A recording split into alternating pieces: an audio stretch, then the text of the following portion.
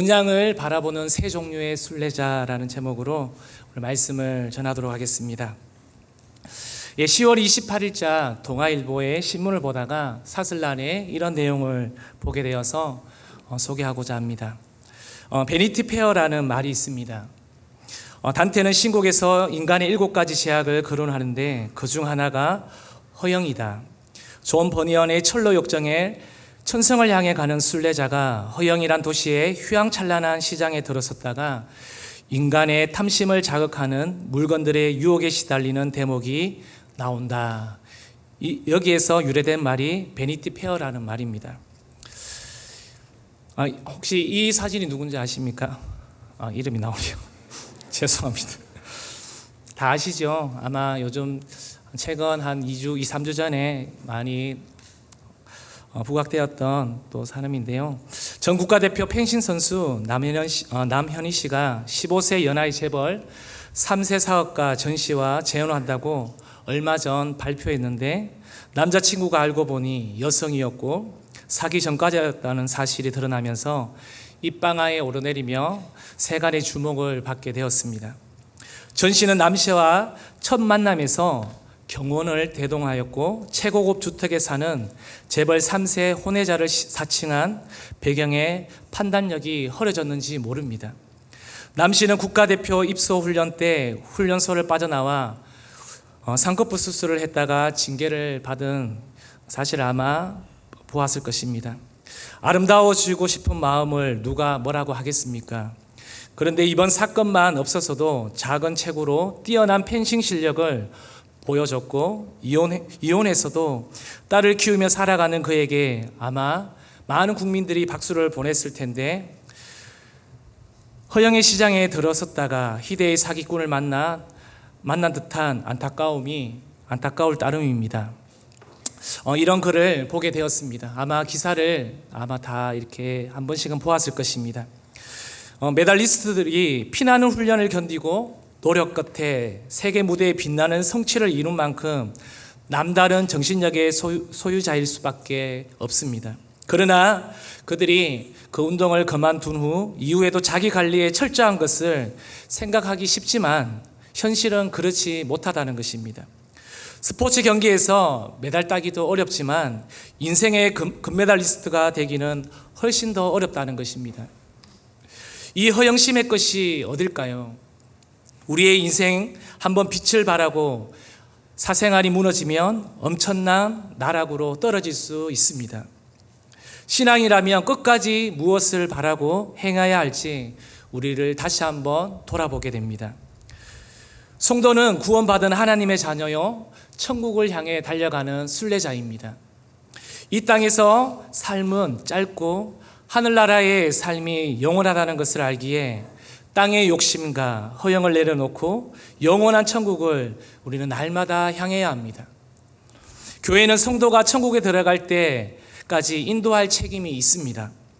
성도들의 무분별한 삶의 가치관, 영적인 눈이 가려 자신이 보고자 하는 것에만 함몰된 것으로부터 우리 목회자들은 깨워주어야 합니다. 또한 성도들이 본향을 향해 천국에 무사히 도달할 수 있도록 인도할 책임이 있다는 것입니다. 가나안을 향해 광야 생활을 통과하는 이스라엘 백성들은 본향, 즉 천국을 향한 성도들의 삶을 예시하고 있습니다.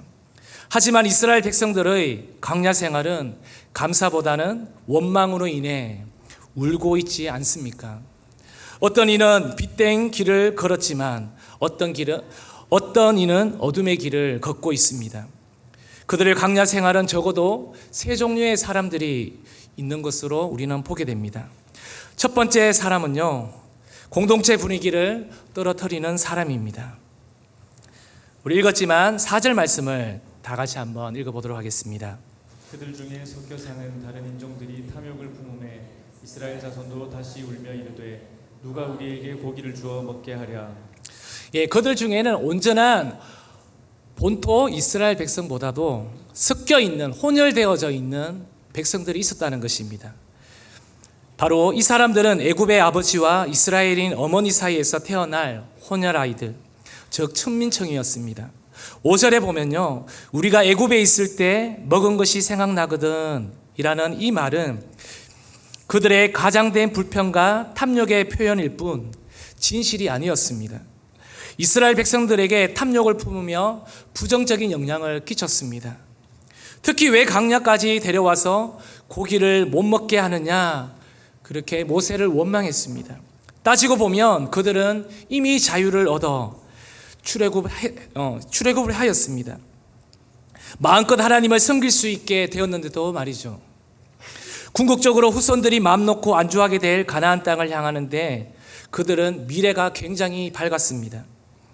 하지만 이런 가치는 깨닫지 못하기에 그들은 오직 그들의 육체만을 채우려고 했다는 것입니다.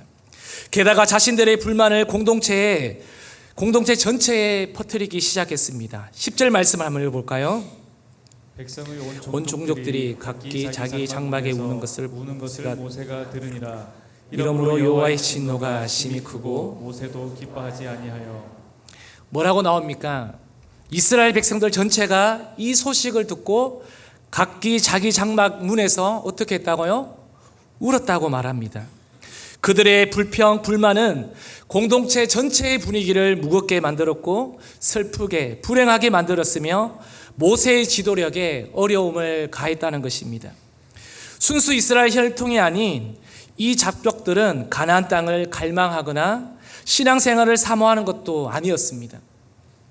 남들이 가니 나도 간다며 얼떨결에 따라 나왔다가 자기들의 배가 채워지지 않는다고 원망했던 사람들입니다. 영적으로는 무시했고요, 육체적인 만족만 추구했던 그들은 결국 공동체 전체를 괴롭히는 결과를 낳게 되었다는 것입니다. 공동체 안에서 불평과 원망은 다른 지체들에게 금방 전달되어 공동체 전체 분위기를 어둡게 만듭니다. 그러므로 지도자들의 권위를 무너뜨리며 지도력을 발휘하기 어렵게 만든다는 것입니다.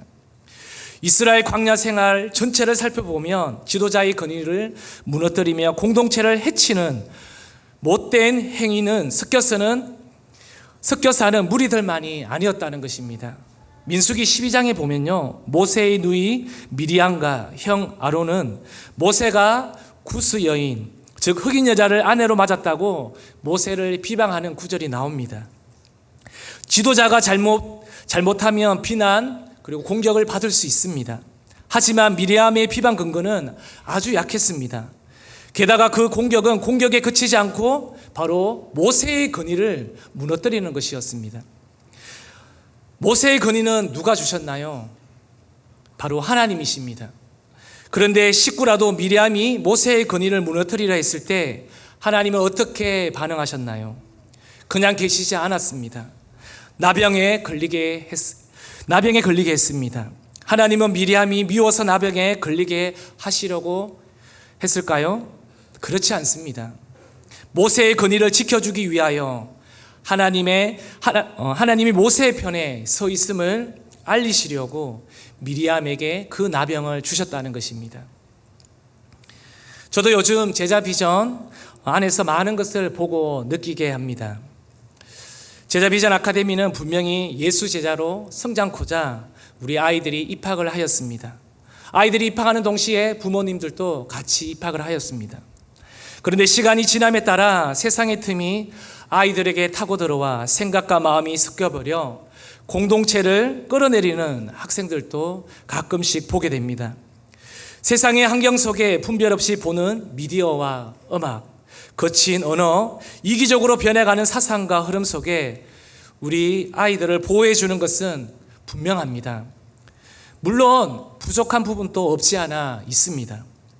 기다림의 경건의 훈련을 통해 깨끗하고 거룩한 자로 인도받을 수 있는데 차마 그 시간을 기다리지 못해 그 백성들처럼 우는 학생들도 보게 되는 안타까움을 요즘은 더더욱 보게 되는 것 같습니다. 이스라엘의 섞인 무리들처럼 원망과 불평, 질서를 깨트리며 주변 사람들에게 퍼뜨리는 사람들도 있습니다. 우리 학생들은 각자가 혹시나 나는 아닌지를 돌아봤으면 좋겠습니다. 교회 안에서도 성도들은 지도자의 권위를 인정하며 지도자의 인도함을 잘 따르면 하나님의 축복을 받고 행복하게 신앙생활을 할 텐데요. 안타깝게도 어떤 성도는 지도자의 건의에 도전하고 지도자의 사역을 방해할 때가 있습니다. 이러한 사람들에게 하나님께서는 깨닫게 하시거나 돌이키게 하시거나 아니면 그만한 대가를 치르게 하시며 중단하게 하십니다.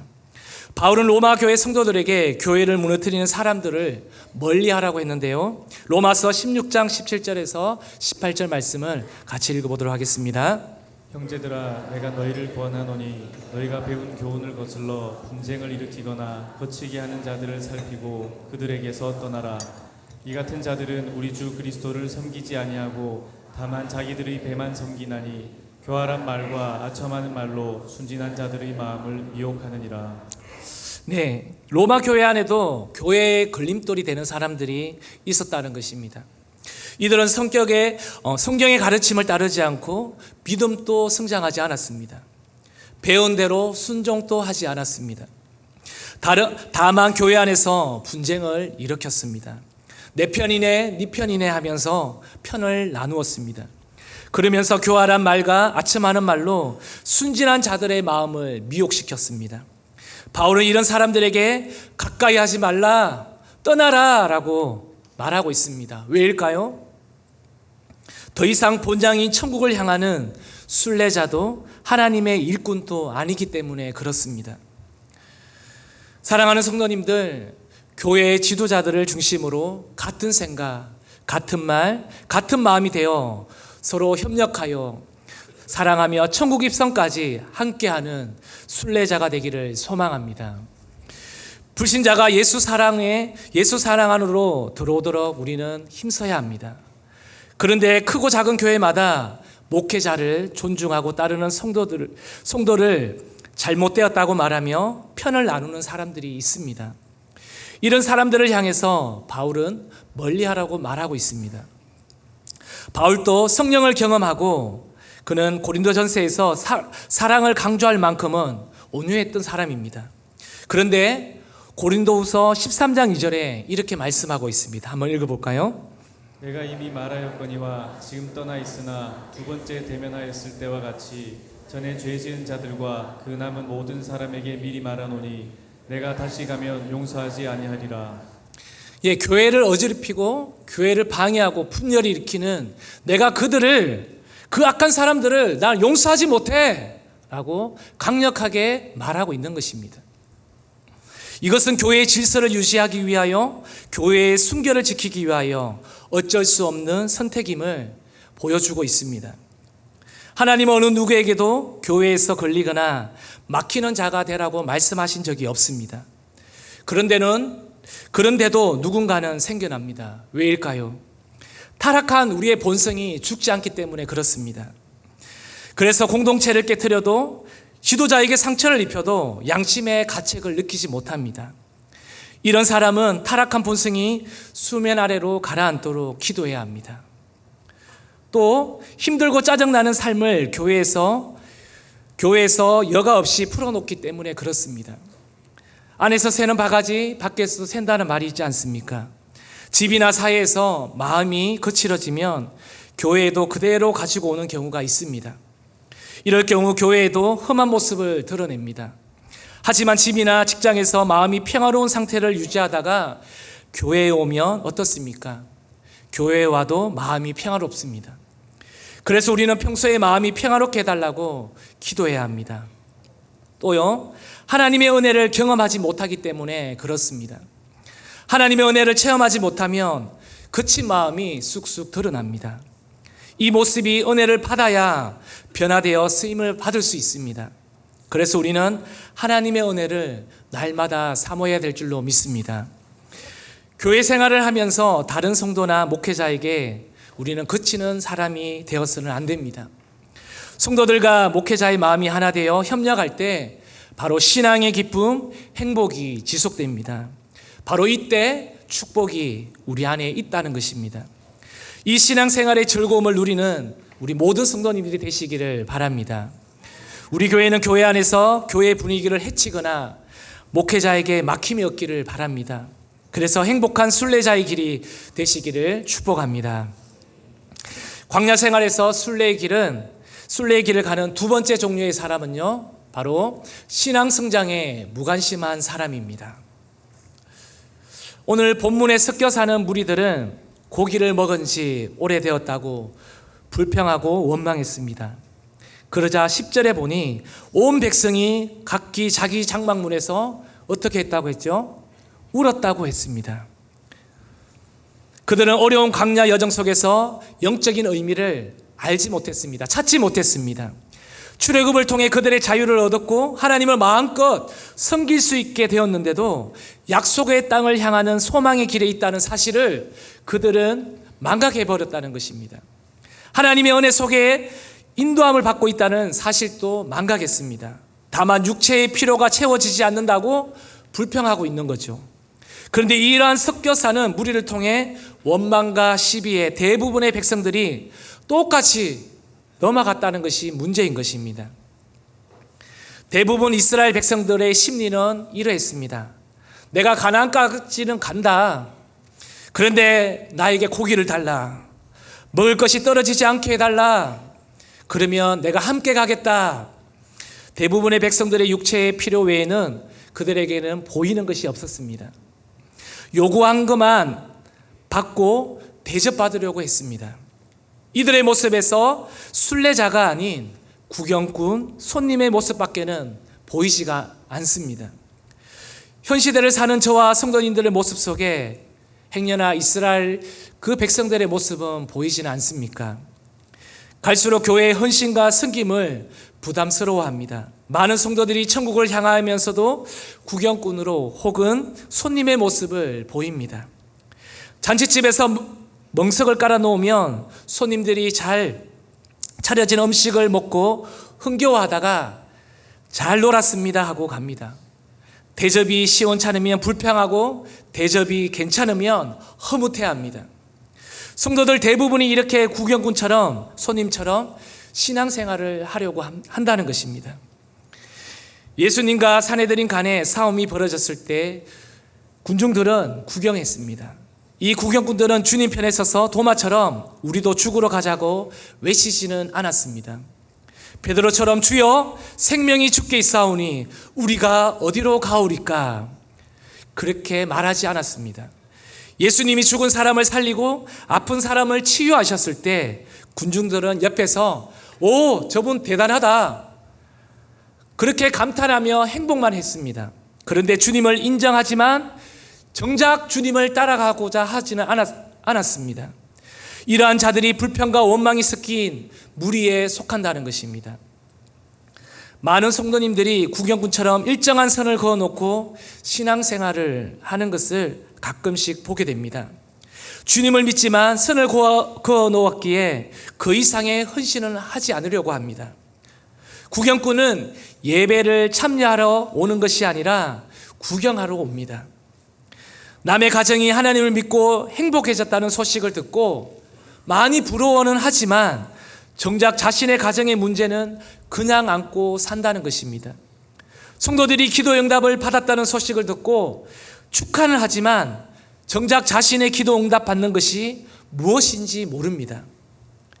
갈수록 인본주의 신앙으로 흐르면 신앙의 기준이 말씀이나 하나님이 아니고 자기 자신이며 자기 형편이 우선이라는 것입니다. 그래서 히브리서 12장 1절 말씀을 우리에게 주고 있는 것 같습니다. 함께 읽어보겠습니다. 이러므로 우리에게 구름같이 둘러싼 허다한 증인들이 있으니 모든 무거운 것과 얽매이기 쉬운 죄를 벗어버리고 인내로써 우리 앞에 당한 경주를 하며 자신의 형편과 처지를 바라보는 자가 아니라 오늘 히브리서 말씀처럼 신앙생활은 운동장에서 다름질하는 경주와 같다고 말씀하고 있습니다. 운동 경기에는 두 그룹이 있습니다. 하나는 운동장에서 뛰는 선수들이고요. 또 하나는 관중석에서 앉아서 구경하는 사람들입니다. 구경하는 사람은 관중석에 앉아서 야, 저 사람 잘한다. 아, 쟤는 못해. 아, 오늘따라 왜 저래? 그래서 그 순간만큼은 나라는 존재는 실수가 없는 최고의 선수임을 착각하고 있다는 것입니다. 이것은 옳지 않습니다. 왜냐하면 우리 모두가 경주자이기 때문에 그렇습니다. 우리가 예수님 믿기 시작하면서 신앙의 경주는 이미 시작되었습니다. 그러므로 우리는 직접 고난과 실패라는 경주를 통과해야 합니다. 다시 말씀드립니다. 주님이 원하시는 사람은요, 신앙 성장에 무관심한 사람이 아닙니다. 자기 만족에 빠져 사는 사람도 아닙니다. 그어놓은 경계선을 무너뜨리고 제한 없이 충성된 예수의 군사로 살아가는 사람들입니다. 코로나 이후로 갈수록 교회에 출석만 하고 설교만 듣고 가는 구경꾼 성도들이 늘어난다는 말도 들어봤을 것입니다. 우리의 영적 순례는 아직 끝나지 않았습니다. 저 하늘나라에 입성할 때까지 주님께서 맡기신 사명과 우리 앞에 닥치는 영적 전투에 담대하게 맞서며 승리하시기를 주님의 이름으로 축복합니다. 강야 생활에서 순례의 길을 가는 세 번째 종류의 사람은요, 바로 주신 사명을 힘있게 감당하는 사람입니다. 우리 다 같이 한번 읽어볼까요? 시작. 주신 사명을 힘있게 감당하는 사람입니다. 오전에도 담임 목사님께서 사명자에 대해서 말씀해 주셨는데요, 모세가 바로 그런 사람입니다. 본문에 보니 섞인 무리들이 불평, 불만을 쏟아내고 백성들이 동조하며 한순간에 공동체 분위기를 최악으로 만들어 버렸습니다. 이때 모세마저 불평하며 그래 나도 모르겠다 그냥 애굽으로 돌아가자 그러면서 자기가 있던 미디안 강야로 돌아갔더라면 어떻게 되었을까요? 이스라엘 공동체는 흩어지고 하나님의 뜻은 파기되고 백성들은 결국 우왕좌왕하게 되었을 것입니다. 하지만 불평 원망을 쏟아내고 백성들이 동조하여 슬픔 속에 빠졌을 때 모세는 이를 방치하지 않았습니다. 하나님 앞에 더욱더 간절하게 기도하며 나아갔습니다. 기도의 내용은 이렇습니다. 하나님, 백성들의 상황을 보시고 이 문제를 해결해 주십시오. 이것이 15절에 나오는 말씀입니다. 우리 모세의 심정으로 한번 같이 선포해 보겠습니다. 주께서 내게 이같이 행하실진대 구하옵나니 내게 은혜를 베푸사 즉시 나를 죽여 내가 고난당함을 내가 보지 않게 하옵소서. 이런 기도 할 수 있겠습니까? 어떤 문제 앞에 너무나 어려운 문제들이 있습니다. 가정 안에 어려움도 있고요, 직장 안에 어떤 문제들도 있습니다. 그때 내 동료의 어떤 문제들이 있습니다. 모세의 기도처럼 어떻게 해요? 이것을 해결해 주지 않으면 차라리 나를 죽여주세요 하는 이런 위험한 기도를 하시는 성도님들 계십니까? 이 기도가 우리한테 필요하다는 것입니다.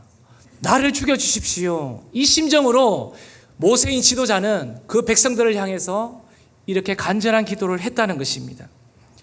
목숨을 담보로 건 기도였습니다. 이때 하나님은 이렇게 말씀합니다. 20절 말씀입니다.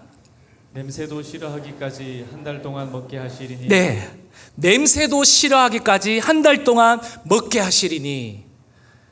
냄새도 싫어하기까지. 우리 아이들 몸에 좋다고 부모님이 이거 몸에 정말 좋아, 암에도 좋아 해서 어떻게 매일 된장을 360을 계속 준다. 아니 360, 한 달만 준다고 해보십시오. 아이들 어떻게 될까요? 청국장 이거 새로 나온 거야 막 이러면서 주시면 어떻게 될까요? 아이들은 이 냄새에 질려서 어떻게 해요? 기절할 겁니다 아마. 결국 모세의 목숨을 건 기도, 책임을 가진 기도가 하나님의 응답을 받아 이스라엘의 불평, 원망을 잠재웠다는 것입니다. 하나님이 그 기도를 들었다는 것입니다. 모세의 기도를 들으시고 그래 내가 그들에게 고기를 주겠다라고 주님의 마음을 모세에게 전한 것입니다. 모세의 한 사람의 올바른 생각, 책임 있는 믿음이 이스라엘 공동체를 살려냈습니다. 우리 성도인들 가운데 이런 믿음이 있었으면 좋겠습니다. 지도자는 누구입니까? 나보다 공동체를 먼저 생각하는 사람입니다. 나보다 하나님을 먼저 생각하는 사람입니다. 나보다도 하나님 나라를 먼저 생각하는 사람입니다. 그리고 우리는 어디로 향하고 있는 사람인가를 분명히 우리의 정체성을 기억하는 사람입니다. 우리는 하나님의 품 안에 안길 사람이요 천국을 향하는 순례자요 공동체라는 사실을 날마다 기억하는 사람들이 되었으면 합니다. 성도들 역시 이런 믿음을 가질 때 지도자에게 협력할 수 있습니다. 하나님께서도 우리 교회에 세우신 담임 목사님을 귀하게 여기며 우리는 존중해야 합니다. 교회의 지도자는 혼자 움직이는 것이 아닙니다. 충성스러운 사명자들이 많을 때 그것이 가능합니다. 로마서 16장 1절에서 4절에 보면요, 찾아서 읽지는 않겠지만요, 우리가 잘 알다시피 베베라는 여자 일꾼이 나옵니다. 그는 지도자요 목회자인 바울을 위하여 어떻게 했냐면 여자의 몸으로서 목회자의 보호자가 되었다는 것입니다. 얼마나 옆에서 받쳐줬는지 모릅니다. 힘이 되어줬는지 모릅니다. 목회자를 향해 방관자가 아니라 협력자가 되는 것이 하나님의 일이라는 사실을 알기에 목회자의 보호자가 되었다는 것입니다. 목회자의 필요를 채워주고 위험을 막아주고 문제를 해결해주는 해결사 역할을 해주었다는 것입니다. 바울은 이 베베라는 여자 일꾼을 얼마나 귀하게 여겼는지 로마 성도들이요 이 베베의 여자 집사님을 예의를 갖춰 영접하고 필요한 것이 있으면 무엇이든지 필요를 채워주십시오라고 말하기까지 했습니다. 바울이 베베 집사님을 얼마나 귀하게 여기는가를 보여줍니다. 성경에는 공동체를 깨트리며 목회자에게 걸림돌이 되는 사람들의 이름도 나옵니다. 하지만 공동체를 위로하고 목회자를 힘껏 도왔던 헌신된 사람들의 이름이 훨씬 더 많이 나옵니다. 공동체를 유익하게 만드는 일에 쓰임받은 사람들은 그 이름이 영원토록 빛나며 하나님의 위로와 축복, 사람들의 칭찬을 받게 됩니다. 성도들 중에는 일거리가 눈에 띄고 할 일이 눈에 보여도 그냥 지나치는 사람들도 있습니다. 그런데 도와야겠다, 협력해야겠다는 생각을 하는 사람들도 있습니다. 어떤 성도들이 남이 부엌에서 힘들어하면 핸드백을 내팽개치고 즉시 그 자리로 달려들어서 도우는 사람들도 보게 됩니다. 또 목자 목녀님들은 목원들에게 한 주에 한 번씩 있는 목장을 위해서 맛있는 음식과 그 교제를 위해서 얼마나 고민하며 애쓰는지 모릅니다. 많은 것을 준비해놨는데요, 그 목원들이 한 명씩 빠지면 그때 마음은 너무 아픕니다. 또 주일 예배를 위하여 방송실에서 또 안내로서 또 성가대로 찬양단으로 주차와 청소로 봉사하는 사람들이 있습니다. 교회마다 이런 보이든 보이지 않든 숨은 많은 섬김의 지도자들이, 많은 성도들이 있다는 것입니다. 이들이 교회가 어려울 때마다 또 목회자가 어려움에 처했을 때도 함께 기도하며 필요를 채워주는 성도들이 있기에 교회가 든든히 세워져 가는 것입니다.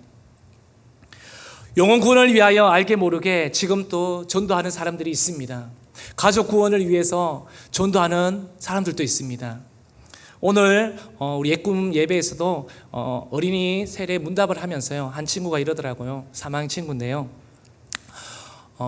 자기가 이랬대요. 우리가 예수 믿고 하나님 자녀가 되는 것이 얼마나 중요한지 알아? 하니까 알겠대요. 그래서 자기가 명절에 믿지 않는 할아버지한테 복음을 전했대요. 예수 믿으라고. 나온 지 얼마 안 되었어요. 근데 할아버지가 나 싫어, 니나 믿어 하면서 핍박을 줬대요, 이렇게 아이한테. 그런데 아이 마음속에는 얼마 나오지 않았는데도 그것을 전하는 그 모습을 보면서 우리 아이들은 스펀지처럼 순수하구나 하는 것들을 보게 되었습니다. 그 마음을 가지고 가정에게 전도하는 것입니다. 아마 우리 여기 계시는 성도님들 가정 가운데서도 이 복음을 전하기 위해서 애쓰는 분들이 분명히 있을 것입니다. 전도가 되지 않을 때 마음 아파하는 사람들이 있습니다. 이유가 뭘까요? 천국을 향하는 순례의 길에서 하나님 주신 사명이라고 믿기 때문에 그렇습니다. 하나님은 사명을 감당하는 자를 천국으로 인도하시며 영생 복락을 누리게 하십니다. 사랑하는 성도님들, 우리 모두는 천국에 이를 때까지 모두가 사명자로 부름을 받았다는 사실을 기억하십시오. 바울은 이렇게 명령하고 있습니다. 고린도전서 4장 1절 말씀입니다. 사람이 마땅히 우리를 그리스도의 일꾼이요 하나님의 비밀을 맡은 자로 여길지어다. 하나님의 비밀을 우리는 가진 자들입니다. 그래서 이 말씀을요, 우리는 전할 수 있는 사람이 되어야 합니다. 우리는 손님으로 부름받은 것이 아니고 구경꾼으로 부름받은 것도 아닙니다. 우리는 주님의 일꾼으로 부름을 받았습니다. 본향을 향해 천국에 입성할 때까지 우리는 교회를 섬기고 그 자녀를 예수 제자를 만들어 부흥시키고 교회에 속한 성도를 사랑하고 위로하도록 부름을 받았다는 것을 꼭 기억하시기를 바랍니다. 우리는 순례자의 삶을 살아가야 합니다. 다른 성도와 이웃을 위로하기 위하여 존재하는 것입니다. 그러므로 사랑하는 성도님들, 서로를 향해 서로를 보면 용기를 주시기를 바랍니다. 세임과 자신감을 풀어넣어 주시기를 바랍니다. 옆에 아마 우리 자녀들이 좋을 수도 있습니다. 우리 아이들은 우리 어른들보다 한 번의 예배가 더 있습니다. 그래서 그 피곤한 것을 때로는 너그러운 마음으로 이해해 주시기 바랍니다. 옆에서 야 이렇게 하면 은혜가 다 떨어집니다. 예, 끝까지 긍휼의 마음으로 이들을 격려해 주시기 바랍니다. 세임과 자신감을 풀어넣어 주십시오. 그리고 삶의 어려움을 느낄 때 괜찮아질 거라고 그들에게 용기와 위로를 주시기를 바랍니다. 사탄은 성도와 성도를 이간시킵니다. 그것이 사탄의 전략이기 때문에 그렇습니다. 교회 분위기를 나쁘게 만듭니다. 그러나 성도는 교회를 아름답게 세워나가기 위하여 하나님으로부터 사명을 받았습니다. 하나님은 우리가 천국을 향한 순례자로 오직 믿음으로 살기를 원하십니다. 하나님이 주신 사명을 따라 살기를 원하십니다. 오늘 나설교회 담임 목사님께서 행복한 사명자의 삶에 대해서 말씀을 하셨습니다. 기억나십니까? 우리 모두는 사명자로 세우셨다는 것을 깨닫는 것이라고 말씀하셨어요. 하나님의 말씀이 강단을 통해 흘러나올 때 그 말씀을 듣고 그 말씀에 순종하는 삶을 살아가야 된다고 목사님께서 이 강단에서 말씀하셨습니다. 우리 성도님들을 기도해 주는 사람은 목회자입니다. 우리 교회 목회자요, 우리 교회 목자 목녀들입니다. 다른 교회 목사님들이 우리 성도님들을 위해서 기도하지 않는다고 담임 목사님께서 말씀하지 않았습니까? 그렇다면 그 말씀을 흘러나오는 이 강단의 말씀을 내 것으로 붙잡으시기를 바랍니다. 그러면 그 말씀을 통해서 내 삶이 움직여질 줄로 믿습니다. 사명자는 어떤 믿음으로 살아갈까요? 우리 함께 이 말씀을 읽어보겠습니다. 히브리서 11장 6절 말씀 힘있게 한번 읽어보겠습니다. 믿음이 없이는 하나님을 기쁘시게 하지 못하나니 하나님께 나아가는 자는 반드시 그가 계신 것과 또한 자기를 찾는 자들에게 상 주시는 자이심을 믿어야 할지니라. 믿을 때에 우리의 신앙이 성장합니다. 아무리 좋은 것을 줬는데 믿지 않으면요 일어나지 않습니다. 기적은 일어나지 않습니다. 말씀을 정리하겠습니다. 본향을 향해 천국으로 순례의 길을 가시는 믿음의 성도님들, 교회에 거치는 자들이 되지 않았으면 좋겠습니다. 구경꾼과 손님같이 무관심으로 신앙생활을 하지 않기를 바랍니다. 천국에 도달할 때까지 우리 교회를 더욱더 든든히 세우라고 사명받았다는 사실을 기억하시면서요, 우리가 날마다 충성하며 그 충성은 바로 하나님입니다. 하나님께 내 마음과 정성을 다해서 순종하면서 바로 순례의 길을 걸어가시는 우리 모든 믿음의 성도님들 다 되시기를 축복합니다. 예, 오늘 말씀을 기억하시면서 우리 세 번째 불렀던 찬양, 우리 찬양팀들 나오시고요.